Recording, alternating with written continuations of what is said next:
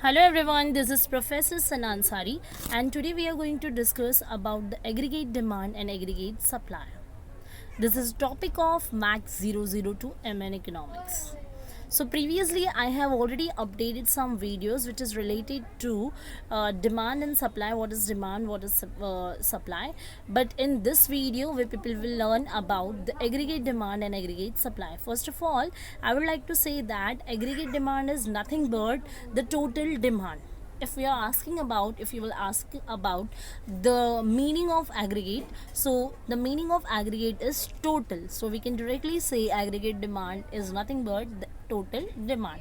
As it is, the aggregate supply is nothing but the total supply. So in this video we will complete this topic because it is just a starting part of Max 002. So that's why I have to start with very first question, that is aggregate demand and aggregate supply. So let's begin with the aggregate demand. We will discuss what is aggregate demand only. Okay, in our next video we will discuss about the various school of thoughts, and we have some different concepts too. So first we will discuss on demand and supply. Later on we will discuss about the equilibrium output and of price, and as it is as well as supply of and demand for labor, measurement of aggregate, how we have to measure the aggregate output, and as well as we will discuss about some circular flow of income in an economy. So there's all are some basic concepts of economics, or we can say Max 002. So first let's begin with the aggregate demand and aggregate supply. Later on we will definitely discuss all these topics, and फिर हम discuss करेंगे various schools of thoughts का. ठीक है. सो अभी जैसे कि हमने देखा कि एग्रीगेट का मतलब होता है total demand. So total demand क्या होता है? अगर मैं मैक्रो इकोनॉमिक्स की बात करूँ, first of all you should know the meaning about the micro and the macro. Micro क्या होता है? स्मॉल यूनिट्स का डिस्कशन करते हैं. In macro economics we are going to discuss about the huge country, और I can say apart from the discussion about one single tree, we will discuss about the whole forest. It is all called as macro. If we will discuss it via example, no, so whenever I am talking about a single tree, it will just a part of microeconomics, and whenever I am going to discuss about the whole forest, it will be a part of macroeconomics. It means in macroeconomics we will discuss about the large quantity, large output, or I can say we will discuss about the large level or huge level. Okay, so aggregate demand and aggregate supply is just a part of our macroeconomics study. ठीक है. सो macro economics में क्या होता है, aggregate demand क्या होता है? First we will discuss about the aggregate demand. As you can see on my screen, that is aggregate demand which we are going to discuss first. So in macroeconomics, we use the term aggregate demand to include the total demand of goods and services produced in the economy.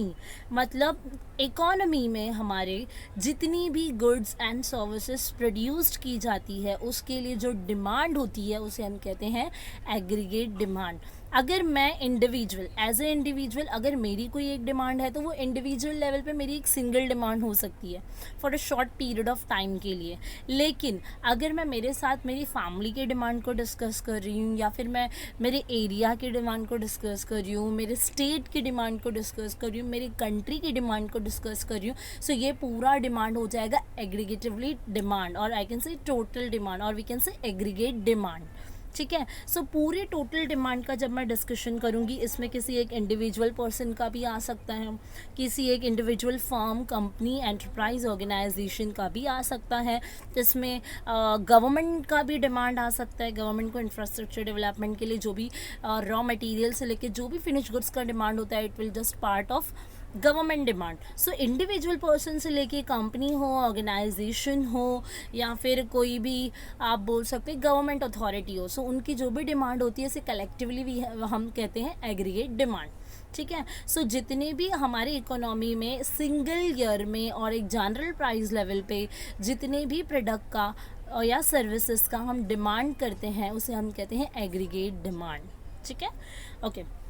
अब आप लोगों ने पहले ही demand के बारे में पढ़ा है, तो आपको पता है कि जो डिमांड होता है, लॉ ऑफ डिमांड आप लोगों ने 12th वगैरह में डिस्कस किया होगा. सो जो डिमांड का जो एक फंक्शन होता है वो इन्वर्स होता है. इट मीन्स डिमांड, जब भी आपका प्राइस बढ़ेगा तो आपका डिमांड डिक्रीज हो जाएगा, ये आप जानते हैं. सो जब भी अपोजिट वे में आपके दो फैक्टर्स वर्क करते हैं तो it will show you a inverse relationship in between both both factors. ठीक है. सो एग्रीगेट डिमांड क्या शो करता है? इनवर्स फंक्शन शो करता है. ठीक है. ओके. इसके अलावा आप यहाँ पर देख सकते हैं एग्रीगेट डिमांड के लिए we have some formula like. So aggregate demand में मैंने जैसे आपको बताया कि इंडिविजुअल पर्सन से लेके कोई भी गवर्नमेंट अथॉरिटी का इंक्लूजन हो सकता है. So as it is consumption expenditures जो हमारे होते हैं, जितना भी हम कंज्यूम करते हैं उसके जो एक्सपेंडिचर्स होते हैं उसे हम काउंट करेंगे. अगर मुझे एग्रीगेट डिमांड देखना है so I can use this formula और is this equation which includes C, and C stands for consumption and expenditures. Consumption expenditures जो होते हैं, मुझे जो भी कंज्यूम करना है उसके लिए I will have to go with my expenditures. So it will be a part of your collectively demand और aggregate demand, that is C and that is consumption. Consumption के बाद आता है आपका इन्वेस्टमेंट. आप इन्वेस्टमेंट कर रहे हो, वो भी आपके एग्रीगेट डिमांड का जस्ट पार्ट होता है. ठीक है. फिर गवर्नमेंट के जो एक्सपेंडिचर्स होते हैं वो, और ये x माइनस एम होता है. x stands for exports and M जो स्टैंड करता है वो इंपोर्ट के लिए करता है. ठीक है. अच्छा, एक्सपोर्ट हमारी कंट्री के लिए क्या होता है? बेनिफिशियल होता है एज कम्पेयर टू इम्पोर्ट. ठीक है. सो हम हमेशा एक्सपोर्ट में से इम्पोर्ट वाला पार्ट माइनस करते हैं, बिकॉज इम्पोर्ट में हमारा जो करेंसी है, हमारा जो पैसा है वो जाता है हमारी कंट्री से. इस वजह से हम इम्पोर्ट को हमेशा माइनस करते हैं. और आप लोगों को पता है कि ये ओपन इकोनॉमी है, हमारा क्लोज्ड इकोनॉमी नहीं है. अगर हमारा क्लोज्ड इकोनॉमी होता तो इस फॉर्मूला में apart from x minus M we have to use और we will use zero. But right now we have open economy, we can do a foreign trade, we can do export, we can do import. That is why we have to just add x minus M in this equation. Okay. So we have completed aggregate demand का some point is here. ठीक है. सो जो basic होता है, जो मैंने बताया कि एग्रीगेट डिमांड क्या होता है, तो जितना भी हमारी इकोनॉमी में गुड्स एंड सर्विसेज का डिमांड होता है एट अ जनरल प्राइस और in a single year, that will called as aggregate demand. Aggregate demand inverse function दिखाता है जब भी हम डायग्रामेटिकली इसे डिस्कस करेंगे. So we will again do discussion on that topic. And उसके बाद जो है एग्रीगेट डिमांड में जब भी प्राइस आपका बढ़ेगा सो इट विल रिजल्ट में आपको क्या मिलेगा? डिमांड डिक्रीज होएगा. आप देखते हो अगर किसी भी चीज़ का प्राइस बढ़ता है तो ज़रूरी नहीं कि लोग उसको प्राइस बढ़ गया तो और ख़रीदेंगे. नहीं, प्राइस बढ़ गया ना तो अब क्या हो जाएगा? उसकी डिमांड थोड़ी कम हो जाएगी एक्चुअल से और प्रीवियस डिमांड से. ठीक है. So that is called as inverse relationship. And हम लोगों ने यहाँ पर एक इक्वेशन भी देख लिया. ठीक है. Let's begin with the second point, that is aggregate supply. What is aggregate supply? First we will have to learn about the aggregate supply. Aggregate supply क्या होता है? एग्रीगेट सप्लाई क्या होता है? सप्लाई का मतलब यहाँ पर हम देखेंगे जो भी आउटपुट है, जितना भी हम सप्लाई कैसे करेंगे किसी भी गुड्स एंड सर्विसेज का सिंगल और अ पर्टिकुलर ईयर में eight a general price level में, जितना भी वो goods and services finish goods होके जो भी गुड्स होते हैं जो सप्लाई किए जाते हैं, जिसे हम कहते हैं एग्रीगेट सप्लाई. ठीक है. अच्छा, अब एग्रीगेट सप्लाई कैसा होता है ना, हमारी इकोनॉमी में जितना भी अमाउंट ऑफ आउटपुट प्रोड्यूस किया गया फर्म के द्वारा, फर्म के थ्रू, और उस प्रोड्यूस किए हुए आउटपुट को या प्रोडक्ट को या प्रोडक्शन को जब हम सप्लाई करते हैं, that is called as aggregate supply.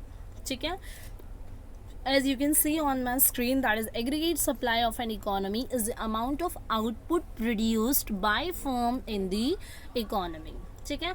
अब टोटल आउटपुट प्रोड्यूस्ड किस पे डिपेंड करता है? There are two factors which influence the output produced in an economy. First one is level of input and the second one is level of technology. Whenever we are going to produce something, we should use some inputs. Inputs stands for raw material. ठीक है. जो भी raw material we are using to convert it into the finish goods, it will consider as a level of input. कितना input आप use कर रहे हो. And level of technology, this two factors will influence our production और output.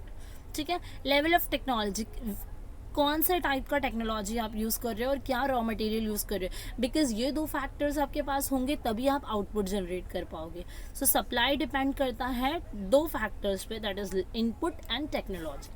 ठीक है. अब यहाँ पर इसके अलावा प्राइमरी फैक्टर्स अगर आप देखोगे तो आप इनपुट भी आपके पास होगा, तो इनपुट टेक्नोलॉजी तो आपके पास है, बट इनपुट में भी हमारे पास दो चीज़ें होते हैं, दो फैक्टर्स होता है. फर्स्ट होता है लेबर एंड सेकेंड होता है capital. L stands for labor and K stands for capital. We are not using C here because C is already using in consumption. Okay, so here we are using K. K stands for capital. ठीक है. सो input में भी दो factors होते हैं. Technology तो we can use for production purpose, but input is divided into two factors, that is labours and capital. Labours we can labours क्या होते हैं, जो हाउस होल्ड्स लेबर्स कैन जो हाउस होल्ड्स होते हैं, जो भी लोग होते हैं, वर्कर्स होते हैं, लेबर्स होते हैं. We required labours in our industry और इन आर फैक्ट्री, है ना. Even if we have to handle some machinery, so still we need a labour. ठीक है. एंड कैपिटल क्या होता है, कैपिटल होते हैं जो भी मशीनरीज, जो भी इक्विपमेंट्स, बिल्डिंग्स, है ना, vehicles, whatever we are using for the purpose of output generation or our production, that is our just part of our aggregate supply, or we can say it is a capital. ठीक है. सो supply create करने के लिए, अब supply कब होगा, जब उस प्रोडक्ट का उतना डिमांड होगा, है ना. प्रोडक्ट का सप्लाई किसके बेसिस पे किया जाता है, on the basis of demand. ठीक है. मार्केट में अगर प्रोडक्ट का डिमांड होता है तभी उस प्रोडक्ट को मार्केट में सप्लाई किया जाता है. अगर प्रोडक्ट को मार्केट में सप्लाई किया जा रहा है बट उसका प्रोडक्ट में मार्केट में डिमांड ही नहीं है, सो ये यूज़फुल कंसेप्ट नहीं है. बहुत सारी चीज़ें होती है, आपको प्री ऑर्डर करना पड़ता है, मतलब आपने डिमांड किया, अब प्री ऑर्डर करने के बाद आफ्टर पर्टिकुलर डेज आपको वो प्रोडक्ट मिलता है. मतलब आपके डिमांड करने पे उस प्रोडक्ट को इनपुट का इस्तेमाल करके, जो भी इनपुट है, जो भी फैक्टर्स ऑफ प्रोडक्शन है, जैसे लेबर्स एंड कैपिटल, है ना, और टेक्नोलॉजी, ये सबको यूज़ करके फिर उसकी सप्लाई को पास ऑन किया जाता है, मतलब गुड्स उन तक पहुँचाया जाता है. ठीक है. सो ये हमारा होता है सप्लाई. ठीक है. So aggregate supply and aggregate demand, we have completed this topic here. Okay. So if anybody have any doubt and difficulties, so you can do message on my YouTube channel, or please do like and subscribe my channel for more updates and videos. You can do comments if you want some videos from my side. Okay, so here we are going to complete this session. In our next video we will discuss about some, equilibrium of price and output, or circular flow of income. Okay, so that is enough for today. Bye bye, have a nice day, take care everybody.